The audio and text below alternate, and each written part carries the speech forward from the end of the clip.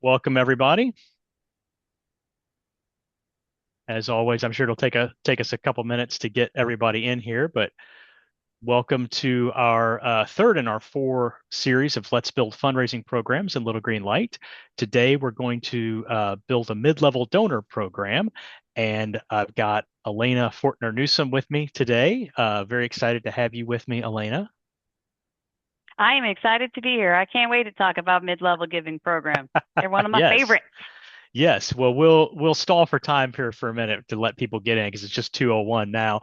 But everybody, if you, I know we've got some folks coming back, see some familiar names.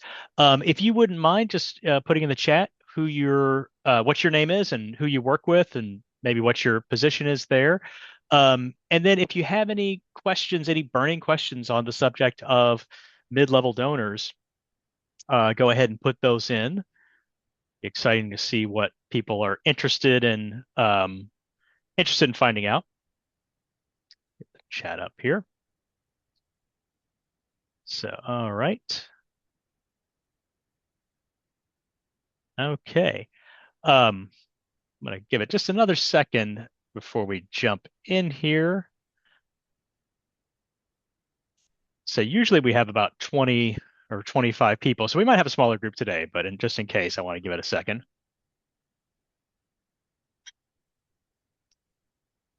So great. Glad to have I got a everybody nice, here. nice mix here. Yes. Grassroots soccer, Indianapolis women's choir. I'm originally from Indy, so yeah, hi. Ah, positive track. So is that an athletic group as well, Heather? Do we have soccer and track and field or something represented?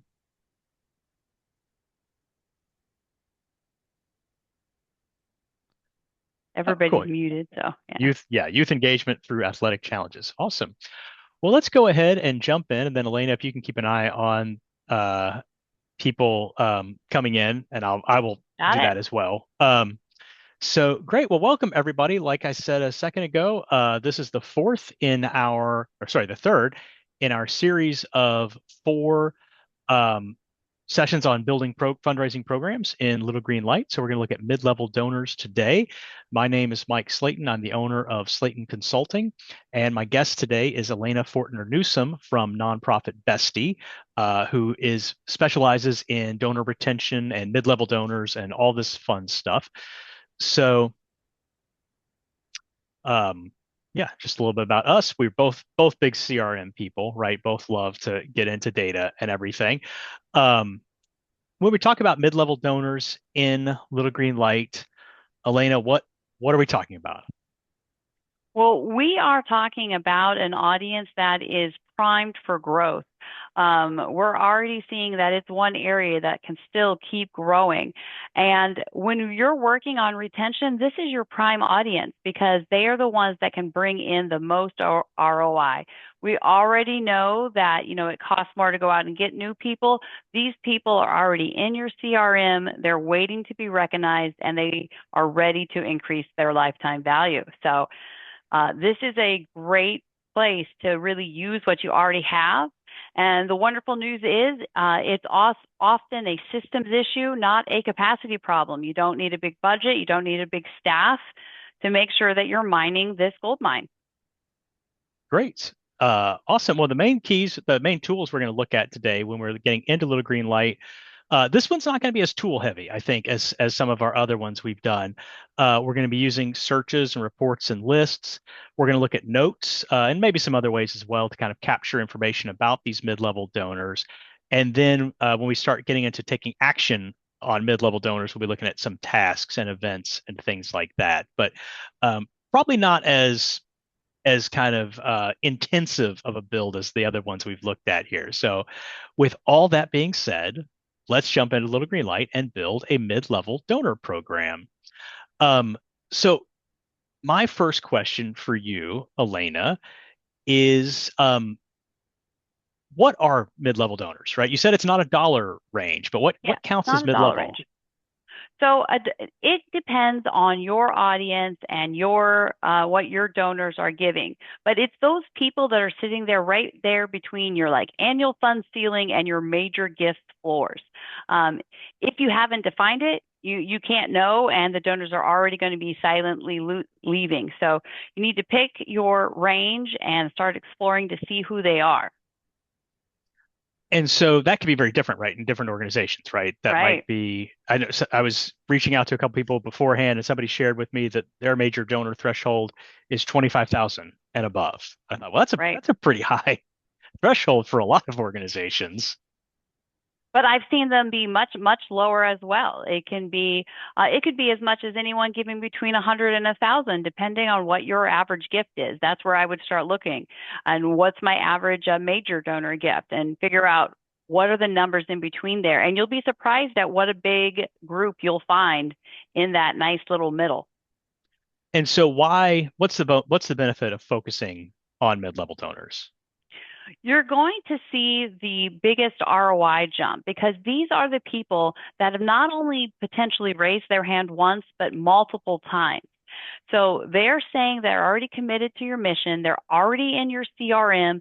They just want to get the personalization, the recognition, the nurturing and stewardship that they need to start moving through your pipeline. These are the people that are tomorrow's major donors. Start working Awesome. on them now today, and you will be taking care of not only today, but tomorrow. Yeah, awesome. Especially I think as people age, right? If somebody Right. is a mid-level donor at 30, they're probably going to have higher capacity over the years as their income grows as they progress through their career. So capturing them early on, getting their loyalty is gonna pay off, right? And you're going to be ahead of the curve too. Your nonprofit will be, because once it comes out that they're already at that, say, 60, and they're showing all the capacity signals, people are going to start coming after them and saying, can we form a relationship? And if you've already been nurturing them from one-time donor to mid-level donor, you're ahead of the game, and you're going to have that relationship built that's going to be very lucrative. Yeah, I feel like there's this mismatch between, the significance of the gift for your organization and the significance of the gift for the donor sometimes, where So if much. if I give $250, that may not be significant to your organization, but if that's the largest gift I've ever made, Right. that's huge for me. Or if I'm even giving small gifts, but I'm doing it all the time, if I'm doing it for multiple years, that's showing that I care and I'm committed to the cause, and that's valuable. Yeah. All right. Well, let's jump in here. So what's the first thing we need to do? Do we need Right. So first you got to see them, right? You got to be able to have visibility. You must clearly see who is mid-level inside your CRM. So you have to start looking for upgrade patterns. And there's different ways you can do this. You could look at some of the fundraising campaigns that you're running, and you could start looking at what sort of campaigns bring in the largest gifts. Is it always my, say, annual fund, or is it a Giving Tuesday campaign that really sees people start to write those bigger checks? Which one initiatives trigger increased giving? What campaigns are making people go from that 30 to 50 to 100? And start looking for these signals that are telling them this is the mid-level group they need to belong in. Yeah. And just as a reminder, we're not going to get deep into appeals or events today, but if you're not using this sort of information to categorize your gifts, you're missing out. It's going to be harder to pull this sort of data. I've got some sample data in here, and it's just sort of made up, but because I have categorized it, I can do a search and I can look, let's say, I can look at appeals for direct mail 2025. I can see the 332 gifts that came with that. Actually, I think I may have to refresh here. Um, I can see the four gifts that came there when I refresh that. Right. So I've got better data. Now, one thing I want to show you here is we can use the list manager to surface some of these trends very easily. If you notice on Right. my dashboard, I have a mid-level donors gift. I don't have any or a mid-level donors list. I don't have anybody in it yet because I haven't added any criteria to that list. But I'm in the list manager, which is under constituents, and this operates a lot like the searches in Little Green Light, except you can get more nuanced in it, and you can save it. You can have it be static, right? You can do a search today and decide that you want it to update, or you can say, no, I don't want this to update. I don't, I only want to capture people who fit this criteria now. So when you go in to build a list, you're looking at a lot of the same features you have in search. And you can use your saved searches, right? If you've got one, we've got some saved searches from last time that we can pull up. But there's already some nice pre-made categories in here, like consecutive years of giving.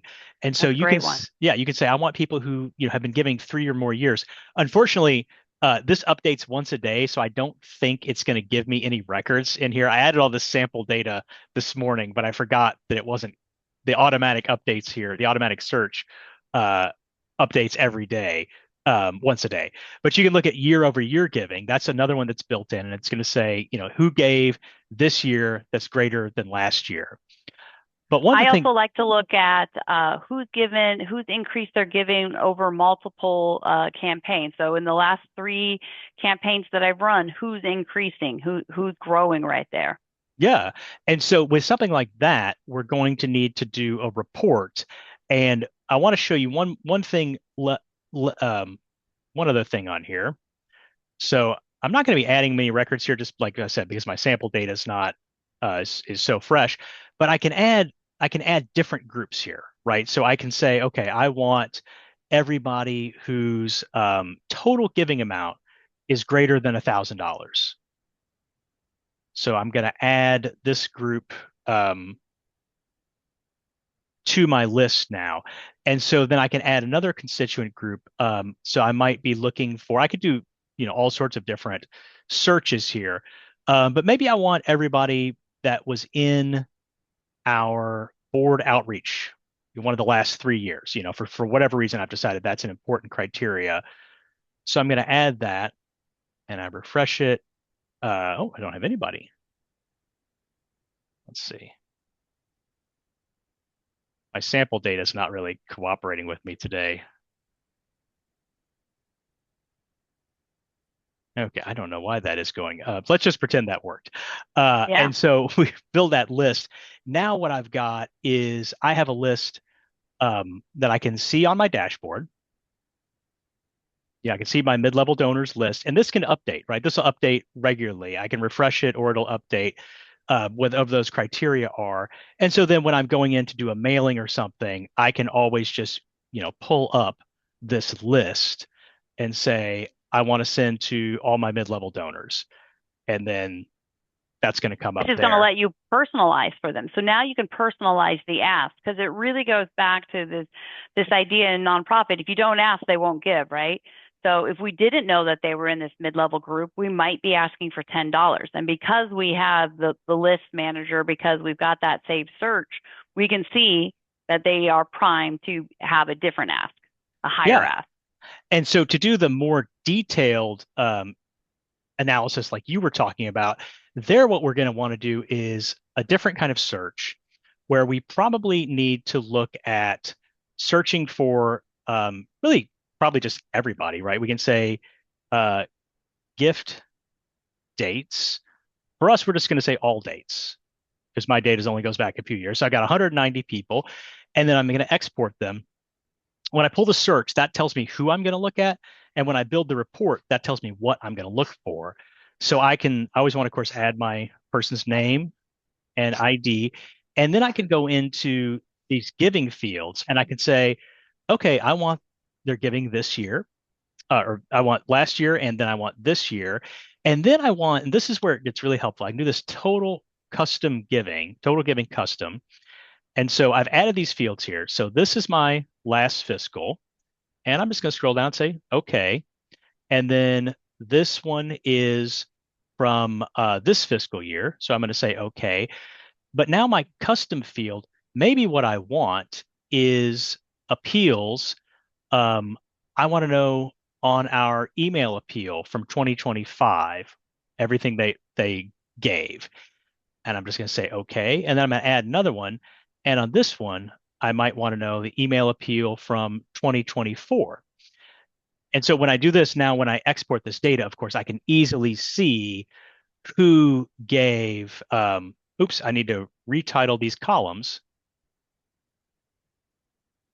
So let me customize that. I need to say this one is going to be, this is the email appeal 2025. So I'm going to call this email 2025. Oops.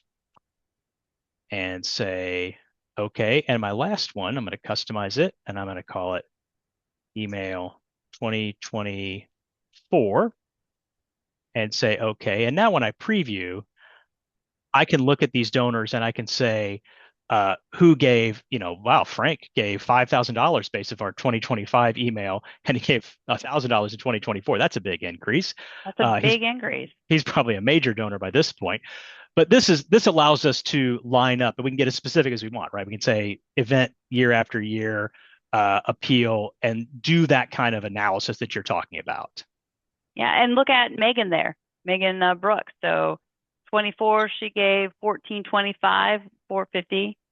So we can see it's just being able to see how they're decreasing and increasing is really the key to being able to surface these people.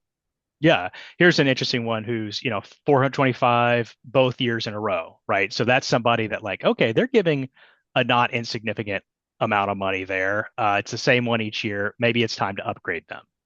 Right? Especially since he's given 916 this year. Yeah. Um, so those are some of the ways we can look for data in for upgrade signals, right? As you say, we're looking for upgrade signals. So when we look at these reports and lists, we can find the data to look for those signals on a macro level. But what if it's something where, I talked to a donor and they Right. said, hey, this is the largest gift I've ever made. I know it's only $300, but I've never given somebody that much. How do I record that sort of thing?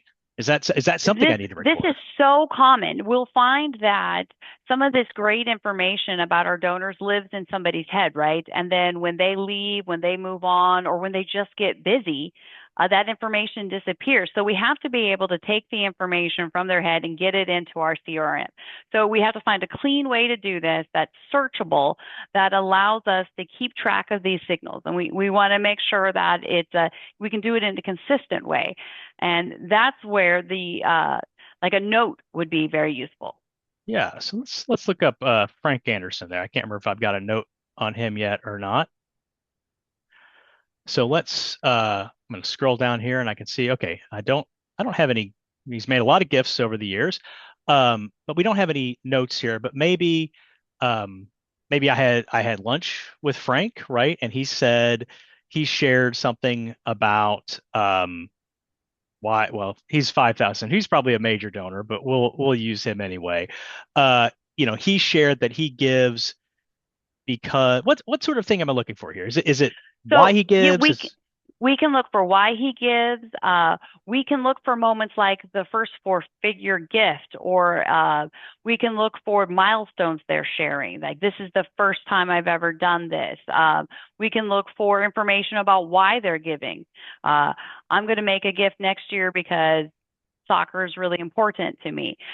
So being able to take these moments that maybe aren't data and get them into your CRM is a huge benefit. So let's look at this $5,000 gift. Let's say that was his biggest one, and we talked to him about it. And so we want to note, and we can just, this can just be a general note. We can, however, we're Right. using our types. Uh, Largest gift from Frank. I'm a terrible typist. Largest gift from Frank. He said it was um, in honor of his mother, Right. or whatever information we want there. Now, here's something that's nice about this. These are searchable. So what I like to do is sort of tag this with a keyword or a hashtag or something. So if this is the largest gift from him, that can be a milestone, and we can tag it that way. Or we can, if we use a hashtag, that'll help it stand out when we do a search. Um, and if this is an upgrade signal, like let's say maybe Frank said this and he said he would give more after he sells his business. Right. So that's somebody that we want to upgrade, right? So we can, as we put this in, we can just make this little note here. Um, because one of the things I think sometimes when we feel like with notes, you put it in here and it just kind of goes, it's how are you ever going to find that unless you're looking at Right. Frank's record?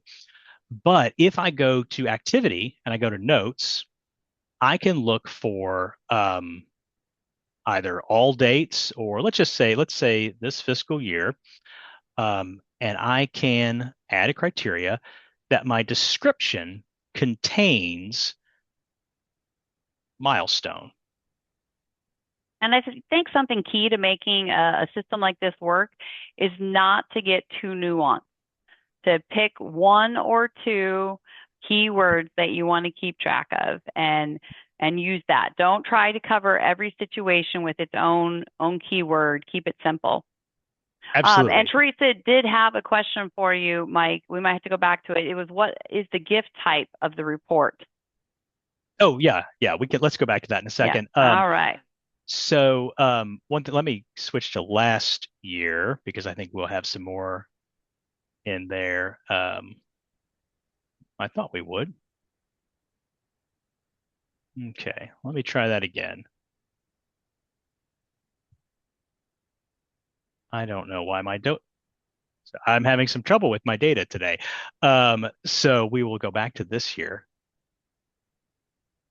and we are going to look for note descriptions that include upgrade. And this is not like, necessarily a feature that Little Green Light has built. So it's not the hashtags are not going to like pop up the way they might in something Right. else, but it is a way because, the word upgrade, if that's the word we're using, that could be in somebody's note. But by using the hashtag, we make sure that we don't get it anywhere else. Um, and so is also something we can make as a saved search. This can be an automated search. You could get, every month you could look at anybody that had a milestone entered in the previous month, in the previous quarter, or however we want to include that. Let me go to um, Teresa's question here. In the report, what is the gift type set to? So that's a good question. We were looking at a constituent report. Here, I'll go back to reports. And we were looking at a constituent report. We're looking at donors. Here's one I ran earlier. So I'm going to copy and edit this. So I didn't set the gift type. I had that set to include gift, right? So that's the default. You could include pledges, of course. You can include soft credits if you want, or if not. It just really depends on what you're looking for. Um, in terms of how you want to pull that. One thing I think is helpful, and I think is helpful for mid-level donors, is to don't be afraid of adding some custom fields That was to what I was your going to bring up gift. right next. Yeah. Yeah. I've added a couple here in my demo account here. Um, I like these. I'll Sometimes people want to use category for something else. I usually will use category to describe like what was being purchased. I had a client that they wanted to use it a different way, so I suggested they add class as a title, and they can add different things. Um, but in this case, I would say we don't want to add recurring as being something there. I think a good one to add is a field that just says recurring on its own. And this would be a single select. And so now we can tag donors as being monthly or canceled if they were recurring or not. Maybe we have quarterly because that's one of those ways where it's quarterly. Uh, it's often difficult to track down your recurring donors, right? It seems like it's a harder question Right. than we want, or we want to cram that into category or something, right? Category as recurring gift. So we can tag the gift with a special category like that. What are some of the ones did you have one in mind? I like to use just a simple toggle yes or no of am I seeing upgrade triggers? Upgrade triggers, Hmm. yes. And then all you're searching for is does it have, is it empty? Is it not Yeah. empty? You know, and that is something where I can use it both on data and I can use it for those soft skills of, they came to a luncheon and I saw them there and they mentioned something to the president. So I can have something that I can easily, doesn't take me much time to go through and go, yep, I saw something there. And then I can come back later. Like I'm not having to do it all in the moment. I just toggle that on and then I will always know that I'm seeing some signals from that person. Yeah, I like that. So we can go back to Frank's $5,000 gift and we can assign that here in our custom field upgrade trigger. Yes. Yeah. Right. So then again, that's something where under fundraising, that can be a search. That can be a search we get every week or whatever we want. Um, Anybody who has an upgrade trigger is set to yes. We want to know that. And there we have it. So once we have found these, right, we're looking for these upgrade triggers. We're finding them through our patterns. We're looking through our data to see who gave more each appeal, who's been consistently giving, who's made a big jump. And we're also tracking these moments as they come up with people. What do we do with that information? Right. So the first thing I want to do is I want to show them gratitude. I want to make sure that I'm hitting them with gratitude and impact right away. We are very grateful you're doing this. Specifically, clearly, not a lot of fluff to it. And then I want to be able to talk to them with a mid-level tone. Because your mid-level group is going to be smaller than your, say, annual fund group, I want to give them a little bit more personalization. I want it to sound a little bit more personalized, and I want to have a standard structure and template that I can use. After I thank them, after I make sure that I am showing them impact, then I want to upgrade my appeal ask, and I want to ask them to, become that monthly donor. I want to make it something where they're feeling like it's an exclusive group, where they have a bigger impact. I want to make sure, just like with my giving and my reoccurring giving, I'm building a case for giving. Like there's a reason for you to become a mid-level donor because you can do so much more for the cause you care about. So, in a way, when we're talking about mid-level donors, I mean, is it a scaled down major donor program? Because it's a pipeline to major donors, yes, it very much can be. So I want to give them as much hands-on personalized care as I can, depending on the volume. If I have a group of 25 mid-level donors, there's no reason that a board member can't call every one of them and tell them thank you. That can happen without fail. It can happen quickly right after they make their gift because we know retention is built in the first 48 hours after a gift. So I want to be able to respond as well. I don't want them to feel like they're getting a mass email, even as I am using a template to speak to a group of people. So in a way, I mean, it's like we're starting moves management at an earlier level, right? Right. Yeah. We're identifying our prospects, we're cultivating them, getting ready to solicit them for an upgrade.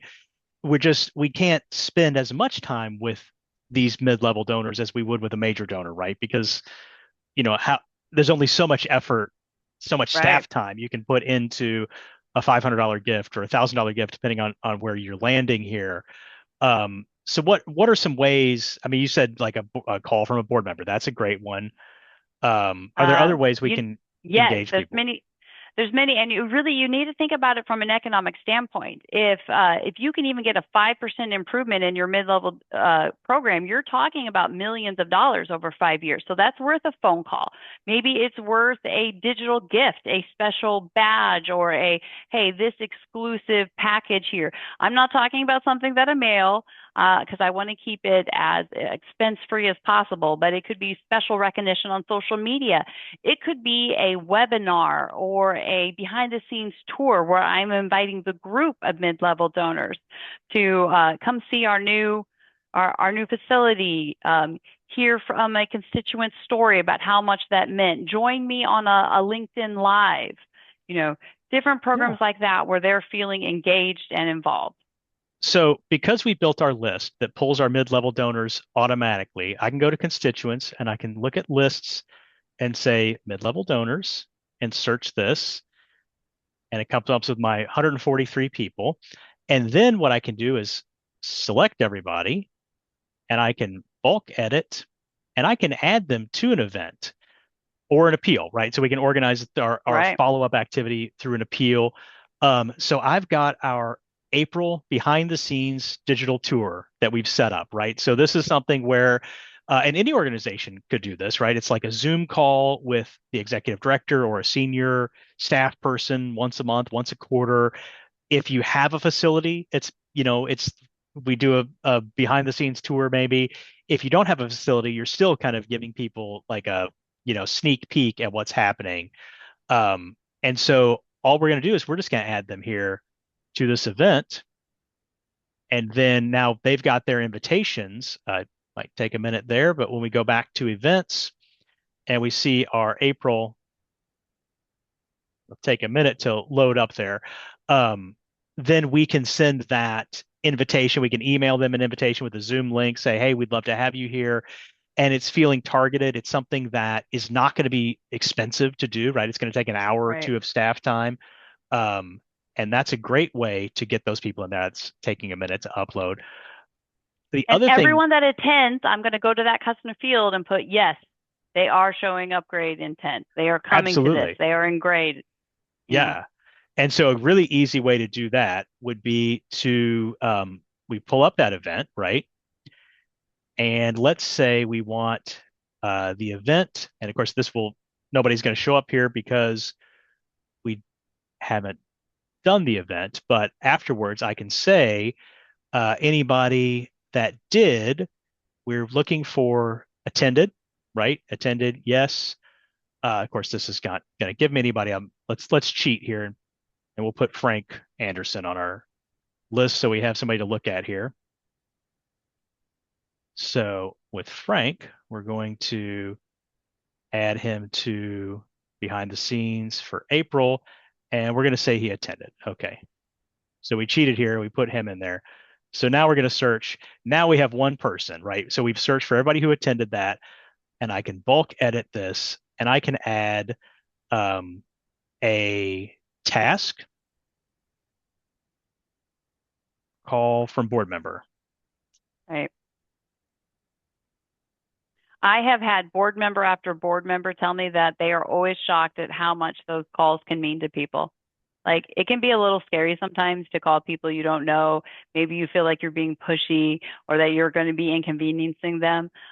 Time after time, they come back and say, "Oh my gosh, this person really appreciated it. They couldn't believe that a board member was calling them."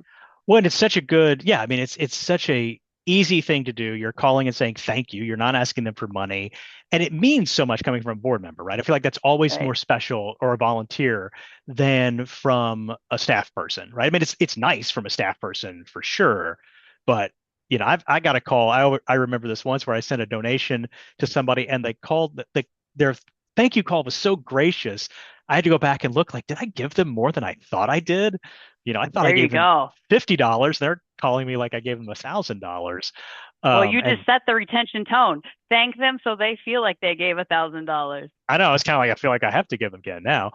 Um, so we'll be happy to answer any questions, but I think that's the big. Unless it was there anything else you want to cover in there No, no, that we didn't get to. just know that I believe it was the fundraising project saying that this is a untapped area as we're seeing donor retention fall, as we're seeing acquisition costs climb. This is an area where we can apply stewardship and intentionality, where we can use the data we have to improve our fundraising programs, and it pays off so well. If you can get them to give that second gift, which a lot of mid-levels have, you know that retention is rising, their lifetime value is rising. So mid-level donors who reengage are already in the top tier of donor behavior and deserve dedicated attention. And what we didn't talk about yet is that a lot of the things we talked about last week can be used here, right? We did the email Right. welcome series and the personalization, all of that. Everything we talked about today builds on that. right, to do those, like you said, special acknowledgments, having a special tone for Mm-hmm. talking to mid-level donors. We can build those templates, build those thank you letters that maybe it's not the same thank you letter for everybody that donates, right? Maybe there's Right. a different one that triggers at a higher level. Um, if anybody has any questions, feel free to add them. Feel free to chime in the chat here. The last of the four series, Chris McGowan is going to be joining me. We're going to talk about planned giving for Let's Build a Planned Giving program in Little Green Light, which is also something that builds on today because your mid-level donors are excellent prospects for planned giving. And sometimes Right. that can be, people they can be overlooked, but that's a really significant chance for people to give. And people who have been giving at a mid level consistently are very likely good prospects. I also want to highlight that if you're interested, if you need help with any of this stuff, we have an offer coming up, 5 free hours, and Elena is going to be part of this as well. So me and Yep. a couple other consultants are going to be offering 5 free hours on any topic you need for qualifying nonprofits. I think we're going to each do, 3 to 5 nonprofits. So that'll be coming out. Registration for that will open in April.